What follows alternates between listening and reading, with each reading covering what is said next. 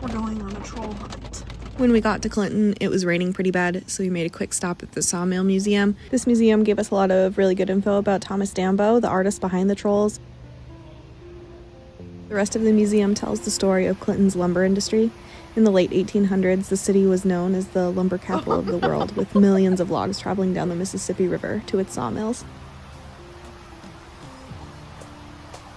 This was a fun, interactive exhibit showing boats going down the Mississippi River.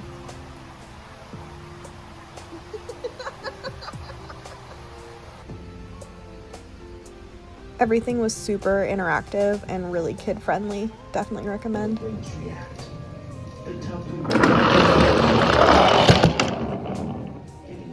I could only assume this was some sort of animatronic show. We were too scared to ask them to turn it on. Once the rain let up, it was time to meet the trolls. Our first stop was Warren, right outside of the Sawmill Museum. Warren is the oldest out of the three. Here we're on our journey to meet Helmut, who's inside the Clintons' historic train depot. According to Dambo's story, the brothers returned after discovering their forests had been cut down, and they are determined to protect what's left. Each troll is built almost entirely from reclaimed wood and other recycled materials, with the help from local volunteers.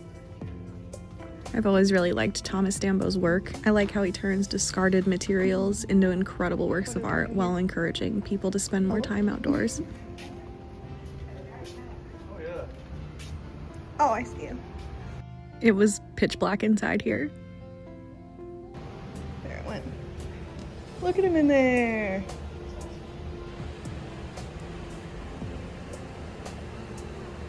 Then we made our way to the Arboretum. You had to go over a bridge and slightly to the right to find Marvin, surrounded by gardens and towering trees. Oh.